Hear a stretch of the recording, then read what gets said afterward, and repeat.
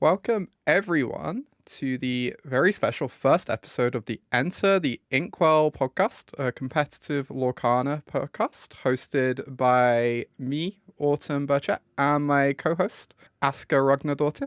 Hello. This is, of course, the first episode. We're going to be doing a lot of things over the coming weeks, talking about metagame stuff, like covering tournaments, deck lists that have been winning, our thoughts on how things could be shifting and changing and what's good at the moment for you to take to your Lorcana tournaments and any upcoming cards, all that good competitive Lorcana stuff.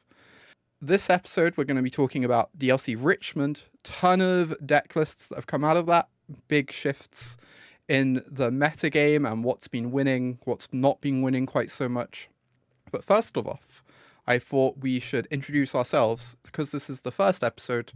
A lot of people probably don't know much about us or, our history with Lorcana, our history with card games and such. So, yeah, probably good to do a little bit of that. So, Aska, what got you into Lorcana? How long have you been playing? Your history with card games, tell us a bit about yourself. I started playing Lorcana specifically around last summer when I learned there was something, I think it might have been set champs or something going on locally.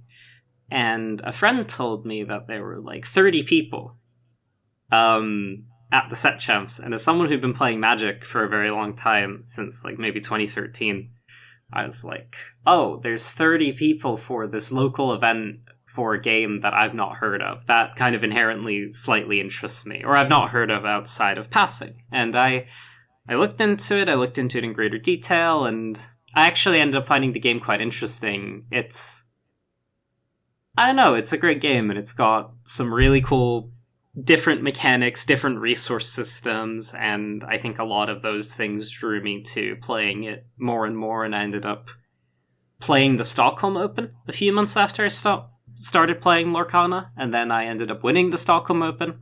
So that's only endeared me to like, oh, I guess I should try quite hard at this so I can do something with this Continentals invite, etc. And I find it very fun. So before that, I played Magic for a very long time, and do still play Magic on and off. As a kid, I played Yu-Gi-Oh! I love the Yu-Gi-Oh! Manga, especially before they start playing the card game.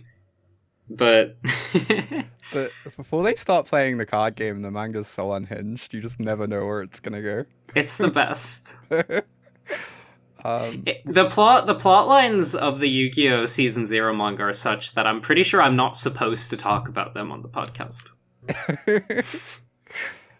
Yeah, we actually have pretty similar histories. I started playing Magic in 2013-ish. And we started playing Lorcana at basically the same time as each other. Yep. A friend of mine, shoutouts to Zhao, had been, praising the game and saying I would love it and that I'd pick it up really fast. And yeah, I decided to give it a go. We played some games between us, Aska and I, with we proxied up some decks just to see if we enjoyed the gameplay, and I loved the inking system. I loved the challenging and the very different way it makes you think about board states. I thought it was really fascinating very quickly. And I think out of the two of us, I'm probably more of a Disney fan. I really enjoyed that aspect of it. I just find it very charming. I really like Treasure Planet, but none of the Treasure Planet cards are good. It's a tragedy. John Silver? We're about to talk about some John Silver. It's true. I think the moment that I really enjoyed in Lorcana, when Lorcana clicked for me, was actually we were playing the old green steel discard deck, the Diablo Ursula Deceiver of all, against, I think it was Lamp Jafar with a Whole New World. And up until then, we'd both been playing different sides of this matchup, and the purple steel deck was winning most of the games. Until I started inking Deceiver of all every time, because it would just be tempoed out in some way. Like Lamp would bounce it, and the wheel player would draw 2.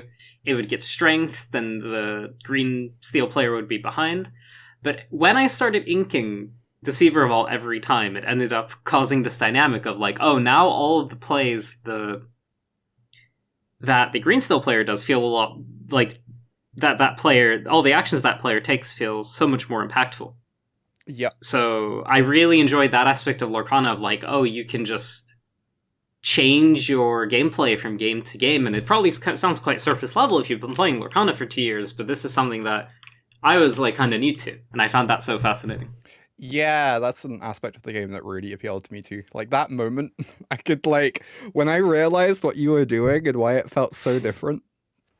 It was so fun. Yeah, it's so sick. The fact that the worth of your cards varies so much based on matchups, and the like plan you're meant to follow varies so much based on matchups, but the inking system makes that fine and actually makes you want to play towards that. Like a card like Deceiver of All isn't good in every matchup. It's going to get horribly blown out in tempo in a lot of matchups, and like maybe in another card game that means you wouldn't play it, but in Lorcana you can play it out in the matchups where it's good and ink it when it's bad, and that was very compelling to me. It makes for some interesting decisions and learning all the different matchups and everything. Yeah. But yeah, cool. I have not won a CCQ. But I been close a few times. Yeah, my first CCQ in Cardiff, I was undefeated day 1 and then lost in first round of top 32. And then my second CCQ in Wakefield, I got to top 8 with Purple Steel, which was sweet. So we also don't know how I'd be doing at these things if I was forced to play more than one CCQ, you know?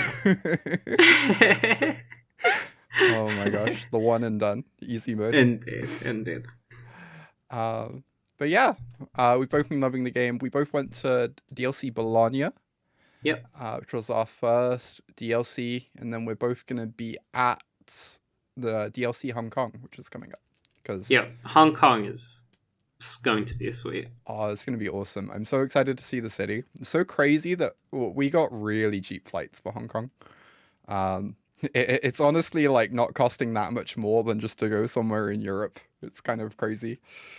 I almost booked the ticket for a different event that happened in Europe last weekend, which would have, I think, ran me about maybe 60% of the price of the Hong Kong thing. And I was like, no, I'm just going to go to Hong Kong and see the city instead of going to Belgium or whatever. Yeah, you could go to France or you could go to Hong Kong. Indeed. And I like that mentality. I think that's like, it's something cool about being able to play like an event with this Southeast Asian meta where it's English cards but still you get to go to the other side of the world. It's pretty sweet. Yeah, I'm really happy they allow English cards at the Hong Kong DLC. Like, I don't, if it was a different, if we had to use a different language, I think I probably wouldn't go because the buy-in would then be really high, getting new cards and everything. It's also high effort since you have to source your cards, and you also have to source a fair amount of cards. I mean, if you think now the pool of decks that you consider yourself open to playing, would you be willing to source all of those cards in a different language? Indeed, I'm like, at the moment I have access to like 4 different decks, I guess, and I would not come anywhere close to that. If I was going to one of these like DLCs where you need specifically a different language, I would buy my one deck and would not have access to like last minute swapping or flex spots or whatever. You just have to lock in, and if some legendary from 3 sets ago is good, it's over. So DLC Richmond, we should probably get into talking about it because there is a lot to talk about. It's first DLC we've had over this side of the world for this set, even for set 10, and I think it shook out a bit differently to how anyone really expected it to in terms of the results. Going in, I think everyone sort of expected Amethyst Steel to like be a huge part of the meta and then stay on top of the meta. And Hmm. it was the most represented deck on day one, but it definitely didn't stay that way going into day two. Yeah, I feel like Amethyst Steel had a really underperforming weekend overall. Like if we look at these stats, day one, for day one we have 24% of purple steel. It's down to 22% day two, and then there's only 5 copies in top 32, which is less than 16%. So that's 2/3 the rate, 2/3 conversion rate, which is like really disappointing, I would say. It's somewhat hard to tell whether the data about Amethyst Steel being somewhat bad is a product of it being considered the default best deck, and Hmm. therefore people are attacking it the most, and maybe people who have a less deep inside of the meta, like a shallow inside of the meta, are bringing it Yeah, that could be and the then case. dropping off. But at the same time, I would say my personal experience, I think the deck is a bit behind against a lot of these blue decks. Yeah, I think the meta's also shifted a lot to respect this Amethyst Steel deck, where we've seen like decks that it's quite good against, like Amethyst Ruby, Amethyst Emerald. These decks were really, really picked up some popularity early in set 10, and they've really fallen off quite a bit. I think a lot of that is that they struggle against the most popular deck, Amethyst Steel. And then we see uh, like Blurple and Amber Amethyst are 2 decks that were not very popular early on. Like Amber Amethyst didn't catch on for a month or two. And Blurple, people thought it was kind of washed when Set 10 released. It's only in time that it's shown itself to be a very powerful option. I think both those matchups are not matchups that the Amethyst Steel player wants to see, because those 2 decks are so teched out for these Amethyst mirrors.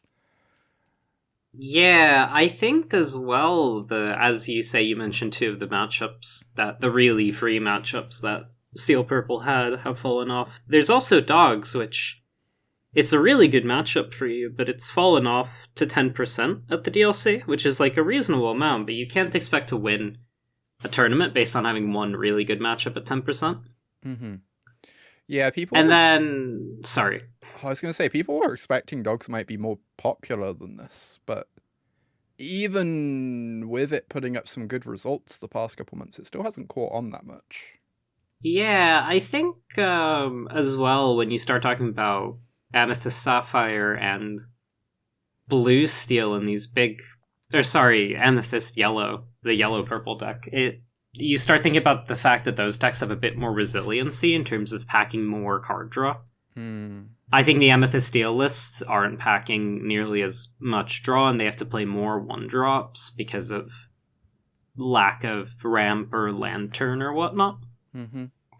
And Amethyst Sapphire has this thing where they get to the mid game against a deck like Green Blue or Red Purple or Amethyst Steel, and it's like, now I'm going to start dropping like Hades and whatnot. Yeah. And that's a very resilient threat that also answers your opponent's best card. And it's not always a perfect card, but specifically in Amethyst Sapphire, I think in the purple mirrors, it does warp the matchups a lot. Yeah, I definitely agree with that. Um, I also think the the control deck, Emerald Sapphire. So I think when Set 10 released, the initial impression was that Amethyst Steel was good in the against this control deck. The Prince Philip Shift White Pure Board control deck. Yeah. But those early Amethyst Steel lists were on Timothy Q Mouse. They were on Tinkerbell. Some of them were on Pete as well.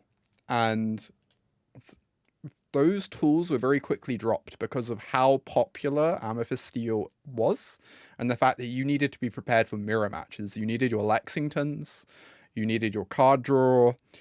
You just did not have room for Timothy and Tink or even Pete. And my feeling at the CCQ that I faced Emerald Sapphire 4 times with Amethyst Steel. And I managed to beat them 3 times, but I felt like I had to get so lucky to get those wins. I remember the texts like, oh my god, I scraped out this round. I'm so glad I got the play, etc. Yeah, like, that matchup is actually scary when you don't have, the Timothys, the Tinks, or whatever. You just don't go that fast. When we started set 10, we were coming off of a world where we had the Frank Karsten DLC winning list, where he was running a very teched out, very like Tua heavy list with like Timothy and like a couple White Roses and some Tinkerbells. And that really I think that shaped the deck building of early set 10 a lot, but then people, as you say, as the mirror match became so prevalent, people leaned into the mirror and then they made their other matchups weaker. Like, even against this blue steel deck, which I think has a pretty whatever matchup spread, the steel amethyst just really struggles into a deck like that. Yeah, like, I don't like the blue steel deck at all, but I do think the one thing it has going for it is it gets to stomp Amethyst Steel. Like, very convincingly. Which is probably why we still see a bunch of blue steel hanging on, even though, as we're about to get to it, it did very badly this weekend.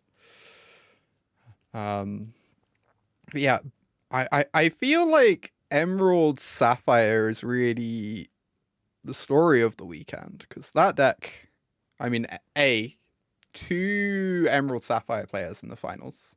Almost a mirror match. There's like 1 or 2 cards different between their lists. Yep.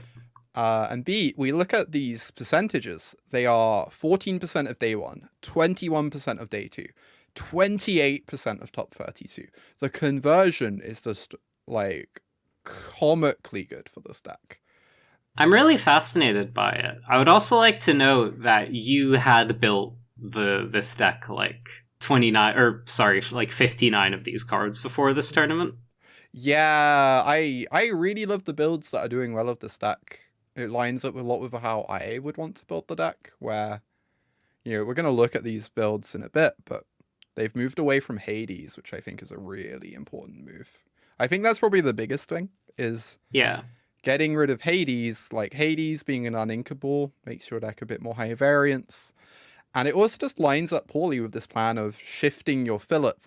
When you shift your Phillip, you're wiping your opponent's board anyway.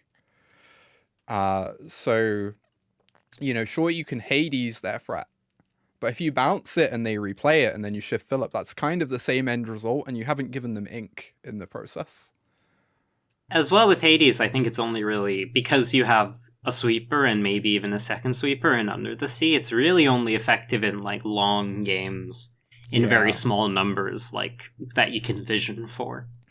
So it becomes a bit secondary to playing inkable versions of a similar effect, like Basil Undercover Detective, the 7-ink 5/4, obviously a worse card at removing things, but because it's inkable, it serves a similar role, right? Mm-hmm.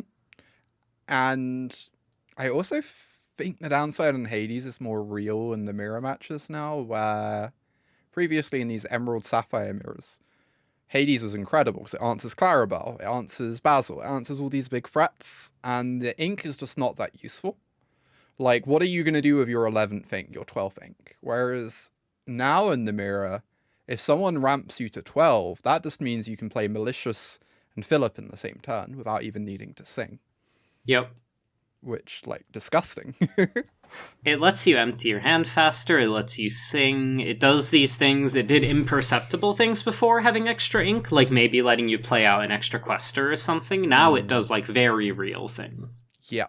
So I really like that they've moved away from Hades, and I'm not surprised to see these Emerald Sapphire lists doing well when we look at the rest of the meta, and, like, especially Amethyst Steel is just not preparing for the matchup at all. And that's probably the big thing that's giving these control decks a lot of win percentage.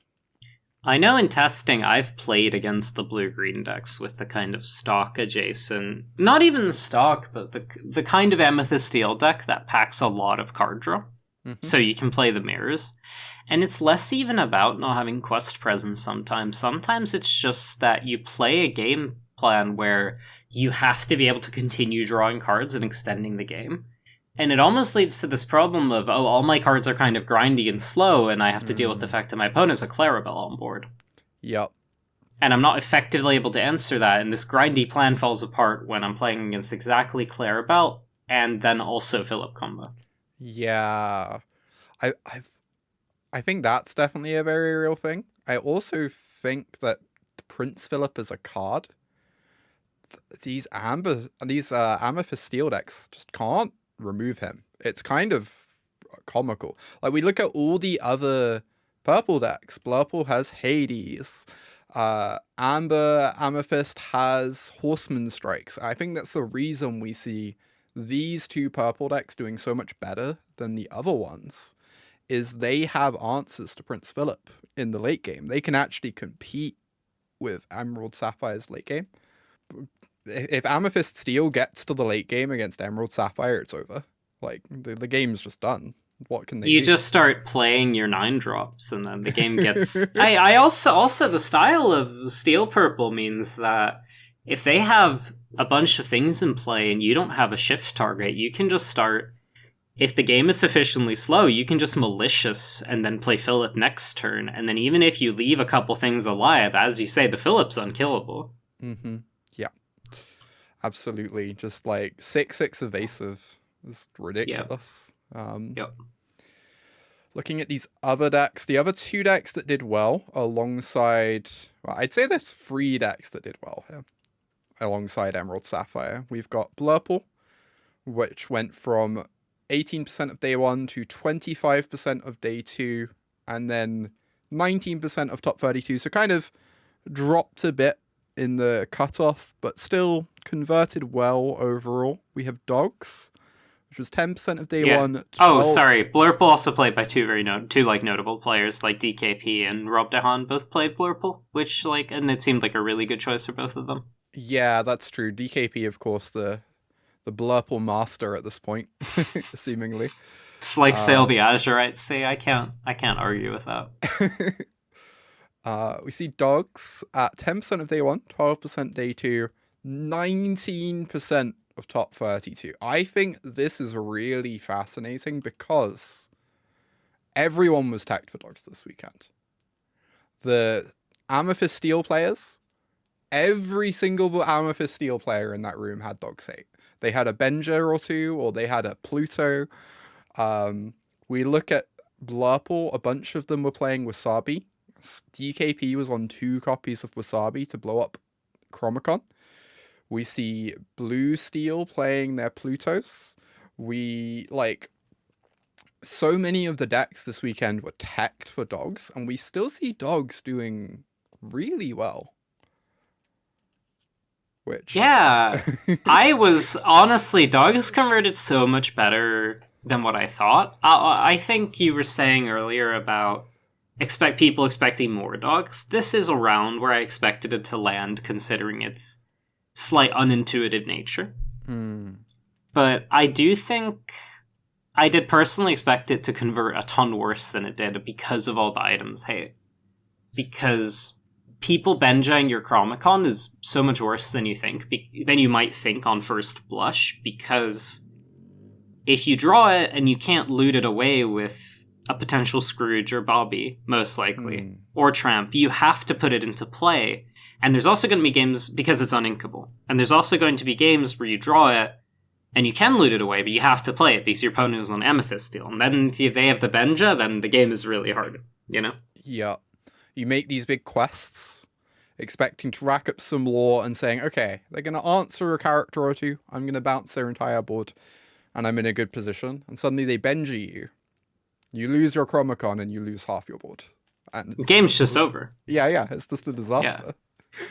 And I think that was the sort of pattern I expected to happen, because I was also seeing, we were seeing item hate out of every major, almost every major deck, right? Obviously, Chromicon isn't relevant against blue-green nearly as much, but relevant against red-purple, relevant against Amethyst Steel. Red-purple doesn't have access to item hate, as far as I know.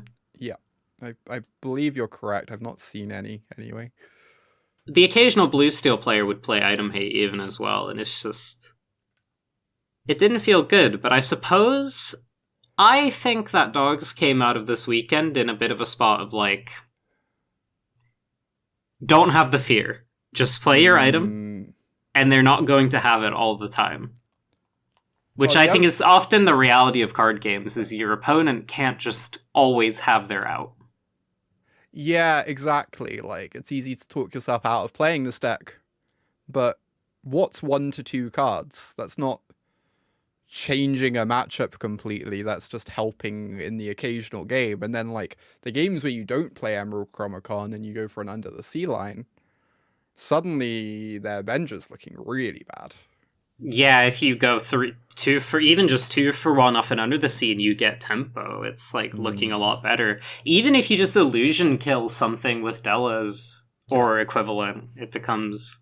Those games become way different if your opponent has a Benja in hand instead of a good card. Mm-hmm. If they've inked all their good cards so they can have a Benja in hand, and then you have a Della's into a Tramp 7, I mean, the game is very different, right? No, absolutely. There are a bunch of lines you can take where even if they have the Emerald Chromacon hate, maybe it doesn't matter because, you know, you have a lot of flexibility in your game plan. I will say one very interesting thing. I'm just going to pull up the win percentages for day 1 here. So we see Amber Emerald, aka Dogs, 48.95% win rate in day 1. And yet, we also see 9.6% of Dogs day 1, 12% day 2. So even though it had a negative win rate, it had an amazing conversion. And what this tells me is that there are a bunch of people playing Dogs who were just not very good with it and were losing almost every round. Hence the win rate being low. But the good Dog players are almost all making day 2. They were doing so well, relatively, the good Dogs players. Yeah, exactly. Like, I don't think you can have this good a conversion and yet that bad a win rate if there are a bunch of Dog players there going like 4-4 or 5-3. There are a bunch that are winning out and getting to day 2, and then there are a lot that are doing really badly, is how it feels to me. It feels a very top-heavy deck. I alluded earlier at the unintuitiveness of playing the deck, and then we started speaking about some of the alternative non-Chromacon lines. Because it is easier to lose with the deck if you're not going to be prepared to take difficult lines that don't involve questing with an Emerald Chromacon. Yeah, exactly. The fourth deck of the 4 that I think had a good weekend is this Yerpal deck, Amber Amethyst. I do despise how you just dropped that on me. I've not heard that from you before. So Yerpal was 5.1% day 1, 5.1% day 2, so dead average conversion, but then was 3 copies in top 32, which is almost 10% of top 32, which is very good conversion. And what I will say about the deck is I do think it is a deck that is very well teched for these purple mirrors because of Horseman Strikes. Like, that is a fantastic card. And it's not surprising to me that in such a purple metagame, we would see this deck do well. I'm sort of fascinated by yellow-purple because it's also worth noting there's 2 versions of it at top 32. There's there's Zan's combo deck, which is very different from the standard yellow-purple. The deck I like to honestly call the mud wrestling deck. Like, okay, we're here to play mid-range cards and play Horseman Strikes and have these hate cards. Like, usually cards like Demona are only getting removed to like Hades or Into the Unknown or really big strengths of a Raging Fire, but they have these one-shot kill cards for those cards. Which makes any game against them, even if you're ahead on cards, it's like we're gonna be here a while in the purple mirrors. Yeah, I agree. Yerpal is definitely... Sorry, I can't help it. There's definitely the purple deck that I feel slows the game to the accrual the most. And just really wants to play a million turns. Yeah, because they are eventually going to get there with their 2-for-1s, because they do just play a lot of them, right? They can fit all of the Hades, they can fit all of the Demonas, they can fit all of the Horseman Strikes. Mm-hmm. Exactly. They have more illusion kill than you if you both have illusions in your deck, that sort of thing. Yeah. Quickly run over a few other things before we get into deck lists. We have this Ruby Amethyst deck that's done very badly. 9% day 1, 5% day 2, none in top 32.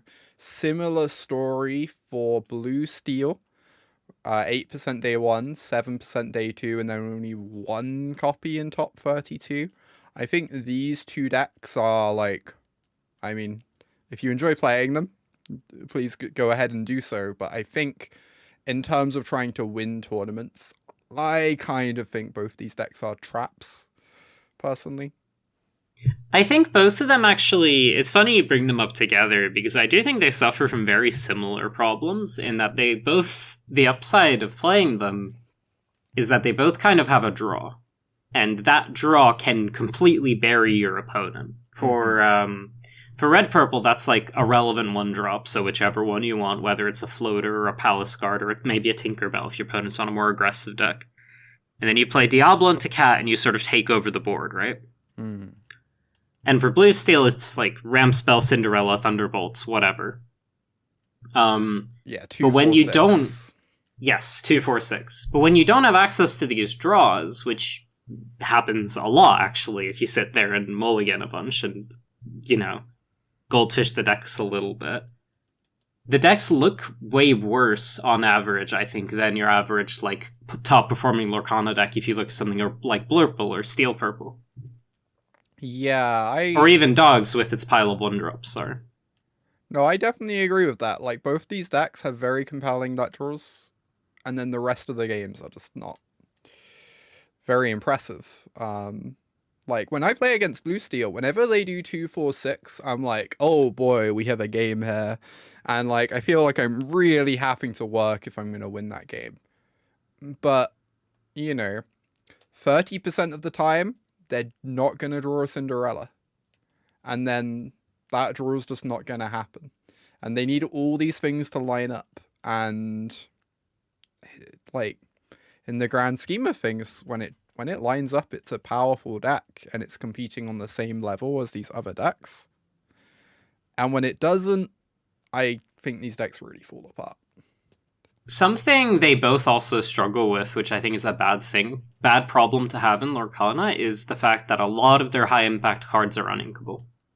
Yep, exactly. I agree completely. Like, Headless Horseman is a phenomenal card, and it should be uninkable, absolutely. But I've seen a number of games where my opponent has a Headless Horseman in hand and gets to turn 5 and can't actually cast it, because they draw a second copy, or they draw a genie, or whatever. Yep. And that single turn can be enough to really throw you off. And the game can end in that on that tempo beat, right? Yep, exactly. And I definitely think there are things you can do to accommodate for this. Like, maybe you play out one less 1-drop early, or you don't go for these triple 1-drop lines with red purple, or stuff like that to make sure you have the ink in hand. But then you're kind of holding the deck back in other ways to, like, hedge to make sure you can play your powerful cards. And I just think these decks are powerful but are inconsistent. Yeah, I agree. I think if they have their good draws, they look scary, and especially if they have good matchups. But in the aggregate, it also wouldn't surprise me if some of the blue-green pilots with very good records out of this weekend were feasting on the hordes of red, purple, and blue steel hopefuls trying to get their Mickey. So, for sure, blue-green has a very good matchup against those two decks. Absolutely. Yeah, exactly. Should we get into some deck lists? I was about to say we should move into some deck lists. So this is, I believe, the winning deck list. James Gray won the tournament. Congratulations to James. Mm-hmm. 2 finalists are on almost the same deck list. I think one had one more improvise. I love this list. I think this is like, this is exactly how I was building blue-green, and this is exactly how I would build it moving forward. I just think everything about this list is so good. We, of course, have, the blue-green deck is all about shifting Clarabelle, shifting Prince Philip, and these two very powerful combos. Then a lot of the details come in the flex spots, really, where we see no Hades in this list, which I love. Cutting down on the uninkables. The one thing not playing Hades does let you do is play these 2 copies of Mother Knows Best, which is funny. I was Mother Knows Best's biggest hater for the longest time. In set 9, I've taken your crown on that one. In set 9, I was just like, why would anyone play this card? It's so win more. It's good when your deck's doing its thing, but not when it's not. But the uninkable count is so low now. Like, Cinderella's only barely an uninkable, because you just always want to play her.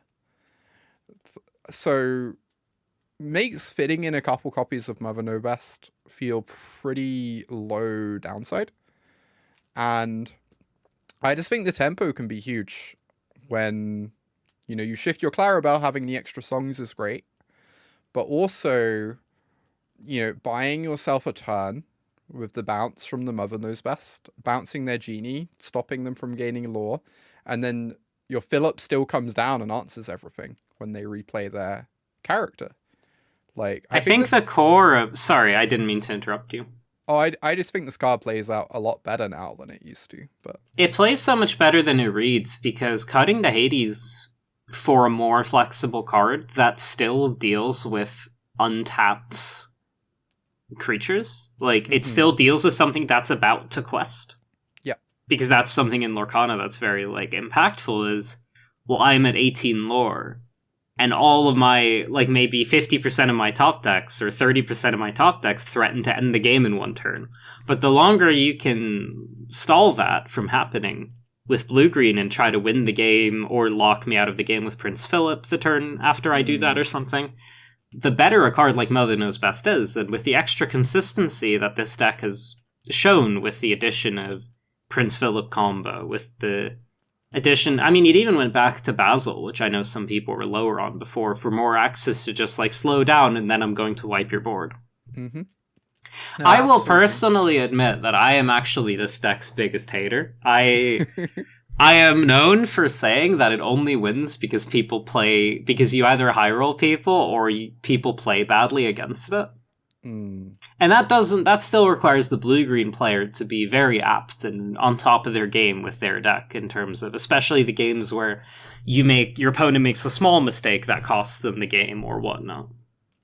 Yeah, one thing I will say about the deck in its defense, I think it high rolls people a lot more often nowadays than it did in set 9.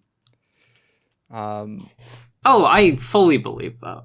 Yeah, like, the Cinderella is a bit of added filtering for consistency. And then on top of that, you have just multiple different high rolls now that are in very different directions and really stretch your opponent's ability to interact with you, where you still have the shift Clarabelle line. You can also now, Cinderella on 3 means you have 6 ink on 4, so you can even go 1-drop Clarabelle shift on 4, and they can't interact at all. And you have the shift Philip line. It just means you have a lot more different high rolls available to you, which I think makes the deck a bit more consistent at, like, finding a high roll. That is very believable. Sail Donald is also very good against both yellow-purple and steel-purple. Yeah.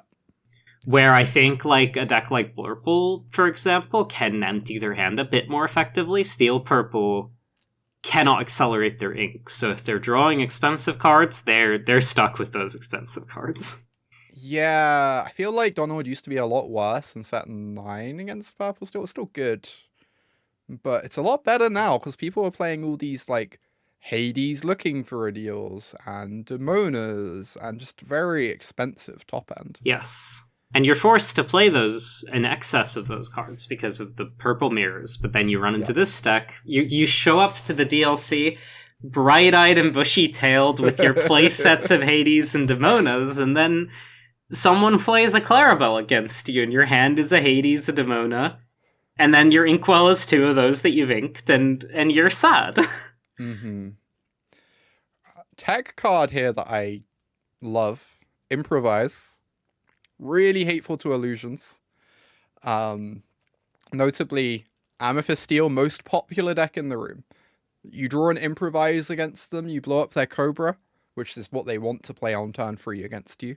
Or you blow up their 1-drop on turn 1. Like, that can just be game over right there. That can be such a big tempo loss for them. If you blow up their Palace Guard and they're suddenly going to be -3 or 4 lore from where they might have been before. Exactly. And then against these other Amethyst decks, we see a lot of Iagos. Iago is a weirdly good card against Sapphire Emerald just because, you know, in combination with an Elsa or a Demona, it can answer Basil. Sometimes it can answer Clarabelle. And it answers Donald Duck as well. Yeah, it answers Donald Duck. And if you improvise that Iago, suddenly your threats are going to be living like an extra turn or two a lot of the time. Yeah. So, great addition. I think Improvise is really nice in this deck, and the reality is, if your purple opponent is on the draw, they're still going to have to play out their illusions, and then if you have the Improvise, you just put them even deeper in the hole. Yep.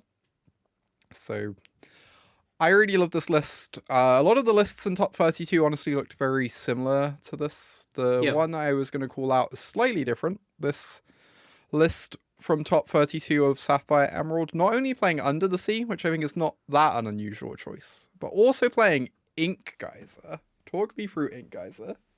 Oh my god, Ink Geyser. I have only seen this card really played very occasionally. It's the scourge of like a set championship or whatever. You'll show up with your blue-green deck, and you know that one person has Geyser in their deck, and you're like, please don't Ink Geyser me. I promise I'll be nice. I just don't want to pick up my Inkwell. Oh my god. And the card seems like obnoxious. The card is very obnoxious in Blue Mirrors, specifically, because of the amount of ink that hasn't been played. But I wouldn't be surprised if a part of why they're playing it is because of the slow style of purple deck that's been adopted is also sort of weak to it, especially the yellow purple deck and steel purple decks that are not adding extra ink beyond doing it once a turn. So they can't recover from the Ink Geyser, and if you manage to do something like clear the board and Ink Geyser in the same turn, it's going to take them a long time to get back into the game. And you'll have picked up all of your sort of sweeper-ish cards that you've put into the Geyser. Yeah. No, this card's really obnoxious. Obnoxious is the first thing it is, honestly. There's a local of mine, a great guy called Charlie, who loves playing Ink Geyser, and my first time ever going to play local Lorcana, I was on Blurple, and he Ink Geysered me in, like, all 3 games, and I just, like, wanted to cry. Like, oh my god, that card. Like, in my experience, I've actually probably played against this card more than you, I think, just because... Oh, yes, by a significant margin. Because one of my locals likes the card. I would say there's 2 things it does that are nice. One is these late game scenarios where, like, you play a Basil, you bounce their thing, you're now slightly ahead on board. You play Ink Geyser, opponent can now no longer catch up with the fact that you're slightly ahead on board, and you return all your win cons to your hand, like you say, from your Inkwell. Especially because, the green-blue threats are so uniquely threatening as well, and in terms of being massive evasives or Clarabelle, which draws a million cards. No, exactly. Very hard to deal with them once that happens. Yes. The other thing I would say is it's weirdly good at stealing the play in Sapphire Mirrors if you have a double ramp line, where you go turn 2 ramp off your Tipo, let's say.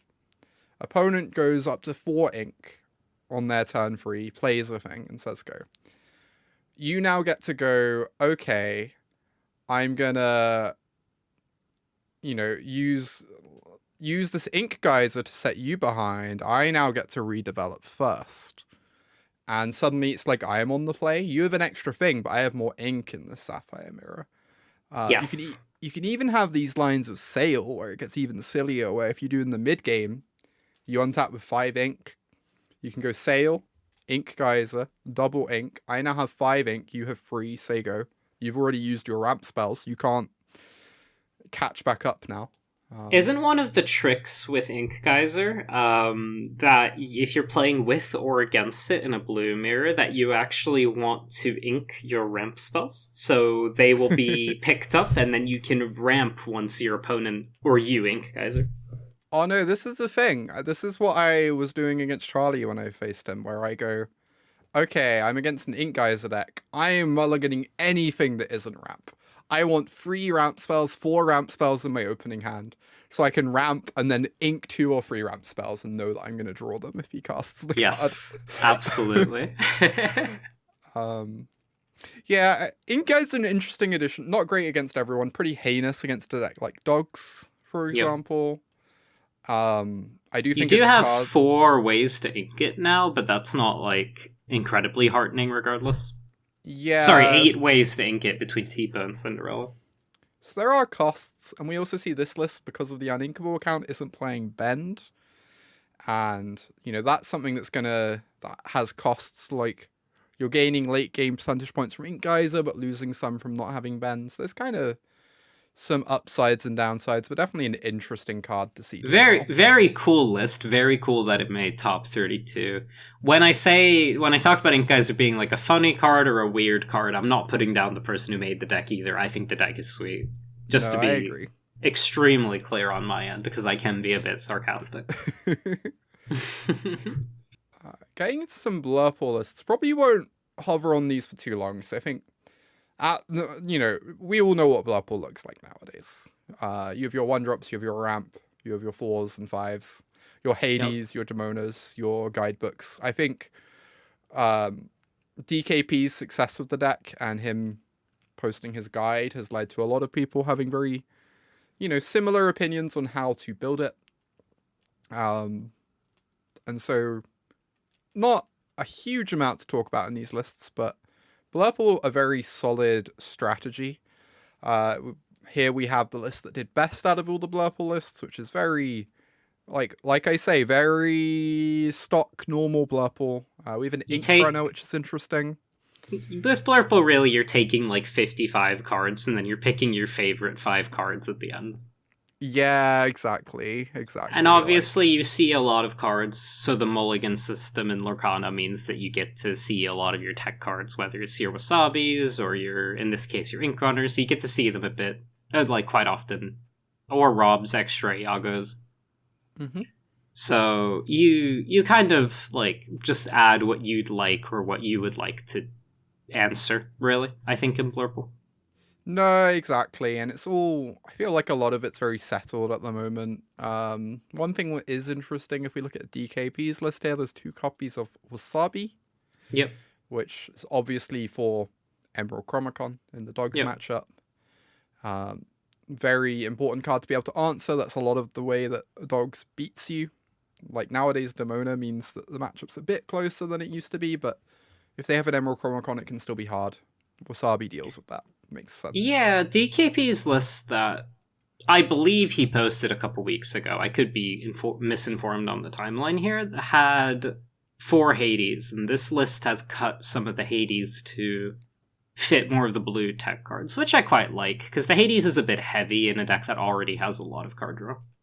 Yeah, I do think this is like an interesting thing to me.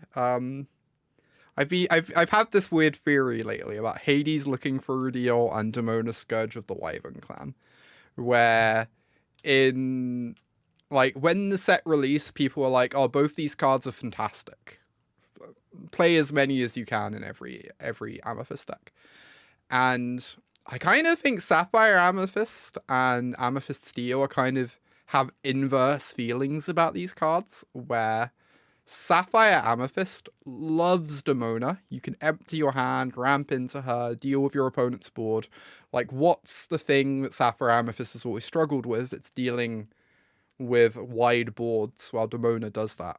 And untapped cards in the late game. You get extra top decks to deal with untapped cards. You even get to deal with your opponent's ward creatures once in a while. Yeah. And then you look at Purple Steel, and I think Damona's fine there. It's a good card. But a lot of the time, by the time you're playing her, your opponent's hand is probably empty too, because it's 6 turns into the game. And, the card definitely performs a little bit less in Purple Steel, say, whereas Hades looking for a deal, I feel, is the other way around. In Purple Steel, you're always ahead on board. You play a Hades, there's no good option. They can't get rid of their thing, but they can't let you draw towards your songs either. If you draw a good song, they're just going to kill your best thing anyway. Yeah, exactly. And then I look at Blurple, and I'm like, well, a lot of the time you're slightly behind with Blurple. You're trying to catch up. You play a Hades, and it's like, if they make you draw 2, you've paid 5 for a 3/4. You already have lots of card draw. So I think it definitely needs ways to... Blurple as a deck needs ways to reclaim the board, and Hades... I feel like Hades almost functions as more of a pure card draw engine in Blurple. More than it serves as like, I'm going to curve out into my looking for a deal. No, I agree completely. So it's a fine card. I definitely appreciate the 2 copies here, but makes sense that DKP is not on 4 copies anymore. I'm heartened to see that people weren't bringing 4 looking for a deal, because I think it deserves its spot if you really want the card for the purple mirrors and the extra draw, but I don't think it warrants the full 4 in Blurple. Exactly.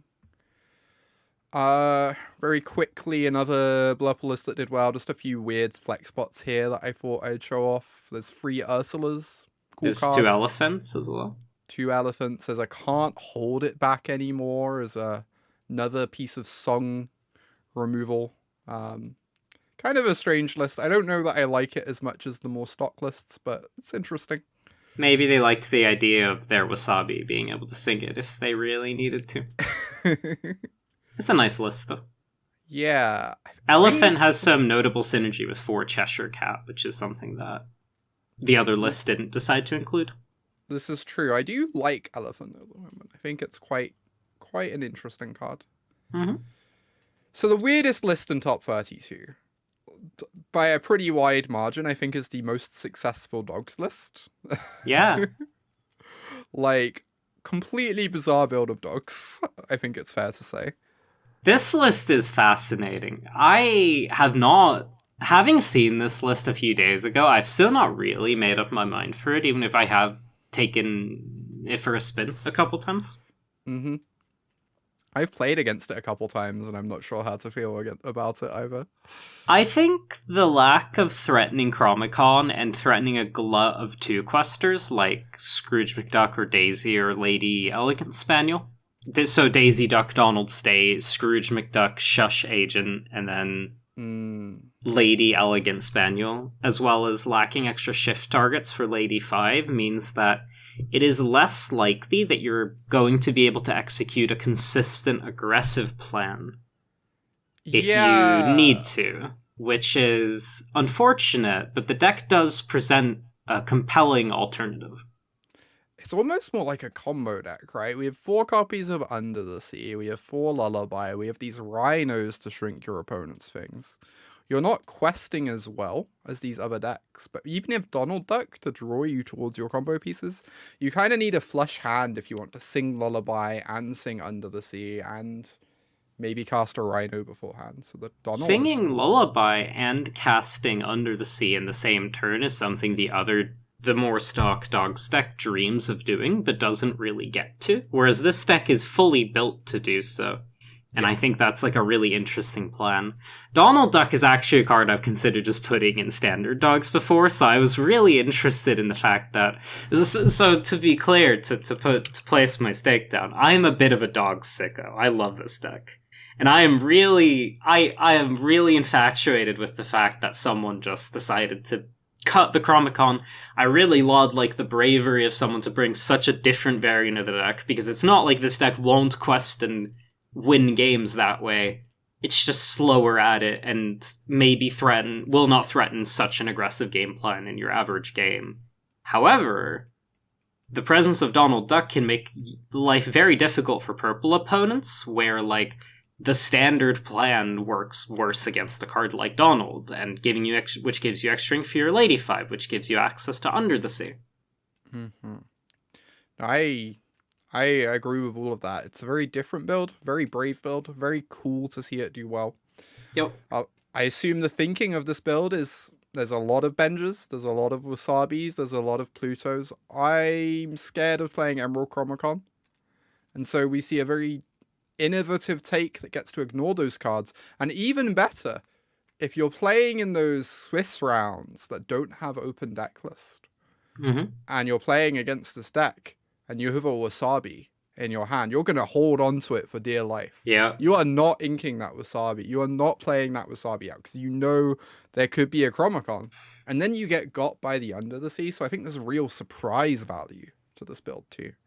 I think another detail, and this might be slightly high level, but I am going to express it either way. If you're playing against dogs as Amethyst Steel or as Blue Blurple, I'm just going to call it Blurple, you are more inclined to play out more of your 1 mana, or more of your 1-drops, right? To control the board and try to gain traction. Whereas that's almost exactly what this deck wants, is it wants to sit there and trade with you early and then Under the Sea you, and then you've inked your Demonas, and you've probably not inked your Dumbos, realistically, but you've inked the cards that maybe play a very long game and dodge Under the Sea. And that can maybe advantage this deck a lot, the fact that you've decided to give up some of your long game to control what you perceive to be an aggressive, low-to-the-ground creature deck. No, I agree completely. It really takes advantage of people's plays. On the flip side, I feel like this deck might be bad in future events. Maybe it's a one event deck, because I feel like if you sit down and someone, is playing dogs but plays out a Rhino early, or an Ursula, or inks a Donald Duck, or plays an Isma. That's what happened to me last night. Someone played an Isma against me when I was playing a game.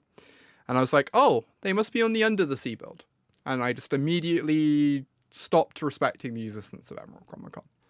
And, I feel like this build, very good for this event. I don't know that it's going to be good moving forward, though, now that people know about it.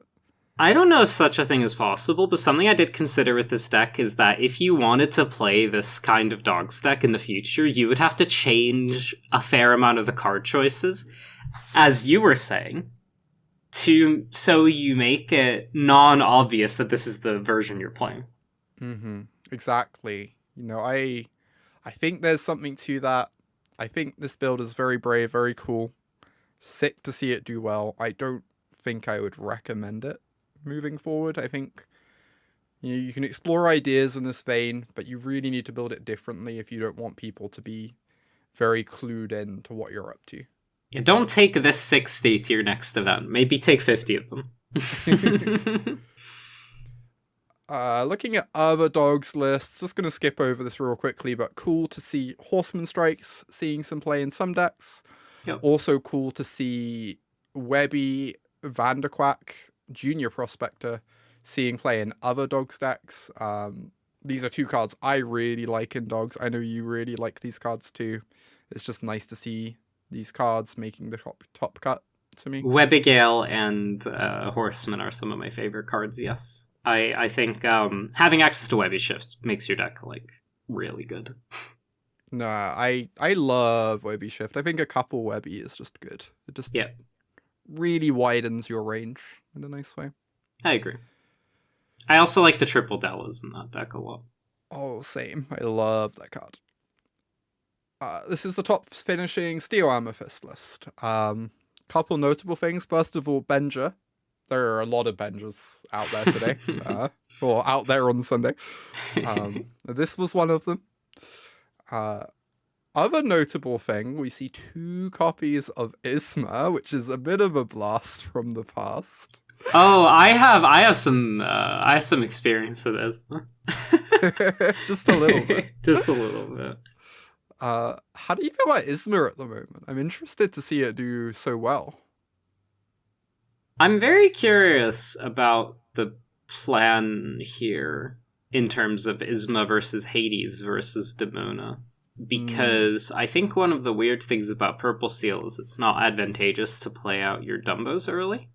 mm-hmm. But I'm not sure I could be convinced that it's advantageous to play your Isma early either. Unless you're like playing and they're playing 11 1-drops and they're playing a few 2-drops, so it doesn't strike me as being that easy to empty your hand in this build. So you're always Mm. drawing 3 on turn 5. I don't know. I have not had positive experience with Isma, even late set 9, but also early set, or just set 10 in general. I think the card is a little washed, but it clearly worked out for this person, and I think they've made some good decisions, like, elsewhere. Yeah, I definitely like the list for the most part. I am uncertain about this Isma card too. Oh, Isma Uh, is notably quite good against blue-green. this is true. At the same time, I worry that maybe it's worse against blue green than she used to be, just because, like, do you really want to be trying to play that long game against them? Like, when I felt like a lot of the time when the first Shift Phillip hits the table, I am officially in scrappy mode. Like, I'm not going to be able to remove it. Oh, I'm not thinking about Isma as a long game card. I'm thinking of it as I have Isma, I've inked all my expensive cards, and I am now going to discard everything I can to Cobra. And then Isma is I going to draw me cheap cards, and I'm going to end every turn on 1 or 0 cards, and ideally sing some songs along the way. We even have these Olafs, so you can bounce your Cobra and reuse them with your cards from Isma over and over. Absolutely. So that Uh, seems like the major use case for Isma is maybe they thought, oh, this matchup against blue green is quite bad. Let's see if we can fit a card that's actually reasonable elsewhere. This Steel Amethyst list is going to make you happy, because I know we were talking about this. Putting Junior Woodchuck Guidebook into Steel Amethyst and playing 4 Demonas was something you were considering. And Yep. here we see a list doing well with this approach, which I think is really cool, just because so many of the other Amethyst decks have adopted this guidebook. Why shouldn't Steel Amethyst? It's such a nice refill card. It even lets you play these Royal Guards, which are like arguably better than Captain Hook a lot of the time if you have enough card draw. Oh, guard is so nice. I think this is a really interesting list. The only thing I'm not sure I would be okay with only 8 1-drops. Yeah, hitting your 1-drop is so important in Steel But Amethyst. I do really appreciate the direction it's going with. I am going to be the greedy steel purple list that beats up on the other purple decks, but I'm also going to continue to have the good old steel purple tools that beat the aggressive decks. Yep. Interesting thing here, no docks, because we've got the guidebook card draw. Doc's a great card, but it's also, it is high variance. Sometimes it makes your draws a bit clunky. So interesting to see it be cut here. To make, honestly, like, this is the lowest uninkable count I've ever seen in a Steel Amethyst list. It's kind of crazy. There's only 8 uninkables. I've thought about getting away from Doc before and having, especially in the context of playing 4 Demona, because if you're forced to play your Doc early in a hand where you have Demona, he's not going to trade anything. Exactly. Even if he is a very bold knight. So you do end up with the nice thing here of you can just play your 2-drops, and when you play Demona, they're going to trade something. Honestly, this is probably my favorite Steel Amethyst list from the event, just because it's doing cool things. Clearly, Steel Amethyst is not winning a lot at the moment. Mm-hmm. And it's nice to see someone building the deck in a very different way, because the way it's being built previously is not working. I also really appreciate the extra care and diligence taken to having hammers like Benja and Ursula and whatnot for the slower matchups. Yeah, absolutely. Ursula's a really, really nice one. Quests for a lot. Even if I think the curve here would be, I would still want to lower the curve slightly. Mm-hmm. Final Steel Amethyst list I'm bringing up only because it has Pete's in it, which is a card. The game's referee. Indeed, which is a card that's basically disappeared from the metagame even. They alone from Steel Amethyst. I think it's about to have a resurgence. Emerald Sapphire, kind of become the deck to beat overnight. And that dogs list. And that dogs list. True. No, Pete seems like a great inclusion right now. Definitely worth considering. Pete also has that kind of low-key effect on the Steel Songs Mirror, where you can play it and guarantee that you get to sing Strength first, even if you're on the draw, which can have an outsized impact on some games. Mm-hmm. Yeah, absolutely.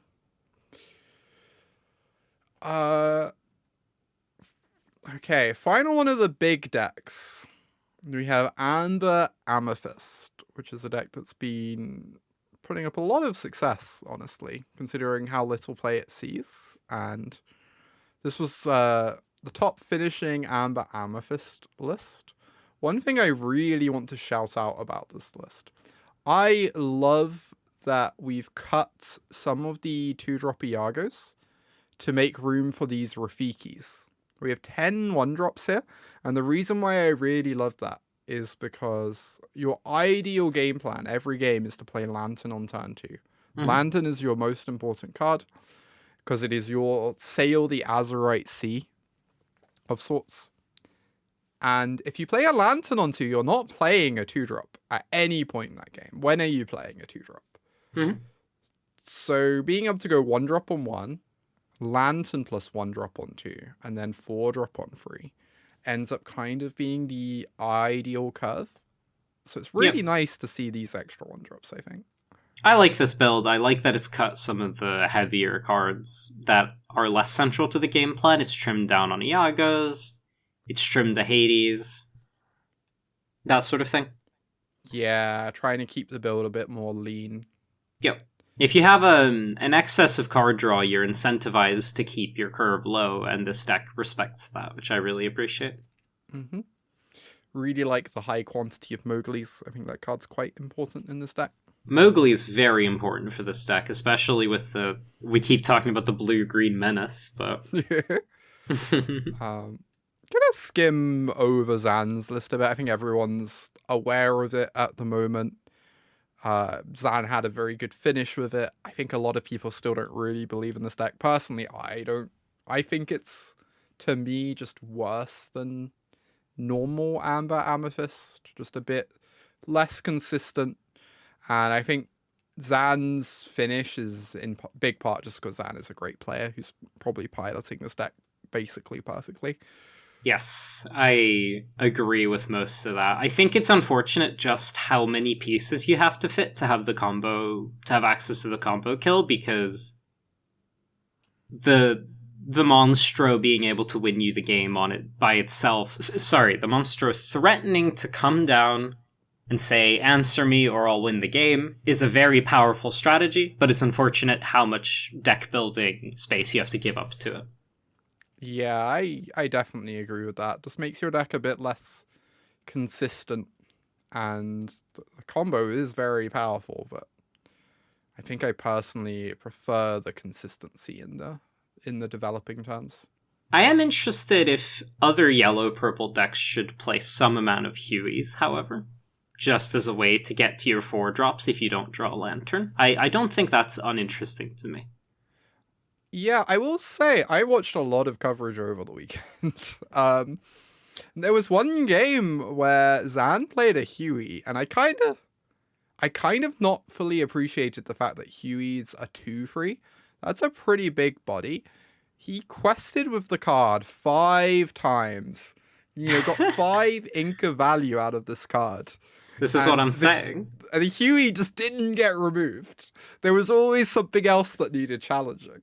We have to talk about Lorcana stat lines at some point, by the way. Can someone explain to me why Huey's a 2/3 in kind of a lore sense? Like, he's a small duck child. He's a duckling. Oh, I always find this really funny. You can have a Stitch that's a 2/2, or you can have a Stitch that's a 4/8. Even if Stitch in the movie is like much more of a menace than Huey could ever be, like... I love it. It's great. It's great. final. This is we're probably nearing the end of the podcast, so very quickly, just give some credit to a couple other lists that were interesting. There's this Amethyst Emerald list that top 32'd. Very mid-rangey build. The one thing I really liked in this list was the Hey Haze for the blue matchups. That card seems quite nice as a way to ramp against the blue decks. Yeah, this is what Brainiac was doing in set 9, was playing Hey Haze and the Amethyst Chromicons, even though this deck doesn't have the Chromicons. I like that this deck has more challenging power between Flynn and Iago, so it can play the board and then also be a bit oppressive against the blue decks and the purple decks, with the Malicious Philip being your main and Clarabelle being your main sort of big plays in the purple mirrors. Yeah, I like this build. It's probably one of my favorite Amethyst Emerald builds I've seen. Definitely not a color combo I'm a big fan of, but I like a lot of what's going on here.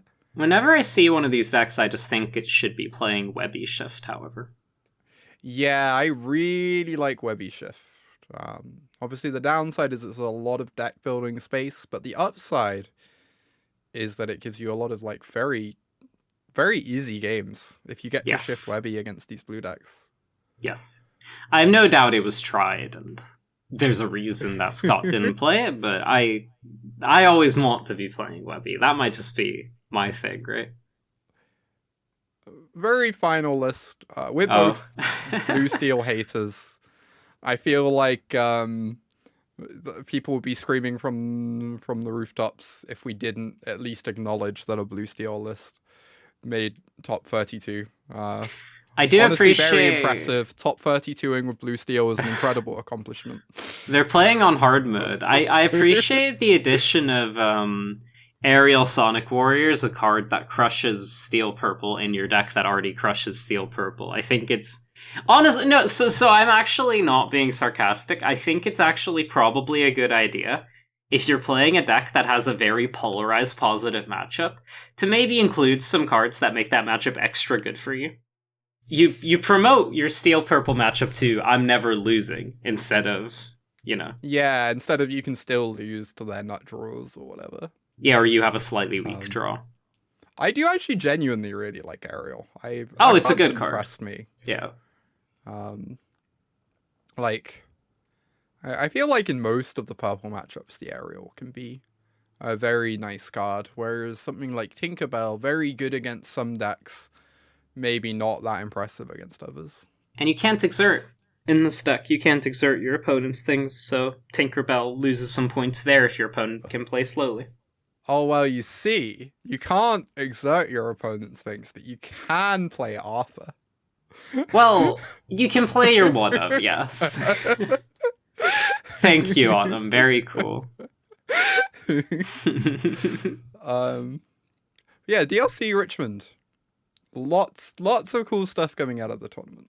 Very exciting to see where this meta heads. Obviously not long until Winterspell releases, but we do have DLC Hong Kong ahead of us. I'm intrigued to see if we continue to see, Emerald Sapphire flourish, if we continue to see Amethyst Steel kind of really struggle with the metagame changes. Hong Kong is notably best of one, so I believe that is going to affect the deck building and the way these decks are going to finish a fair amount. Yeah, absolutely. We also have a few CCQs coming up. As I am #humblebrag, already a CCQ winner, I have not paid attention extremely, but I am aware that there are a few CCQs going on in Europe and elsewhere, I'm sure, that will still be playing with this current metagame, and we should see some interesting development. Yeah, I know there's certainly Warsaw the same weekend as Hong Kong. Yes. A couple others. Mm-hmm. Anyway, thank you everyone for listening to the very first episode of the Enter the Inkwell podcast. If you listened all the way to the end, I appreciate you. Thank you for listening. I appreciate you anyway. Make sure to follow, like, subscribe, whatever, on all your favorite podcast platforms. And yes. We'll probably have a YouTube channel set up, hopefully, maybe. I will see if we manage that. Take care, everyone, and have a really good week.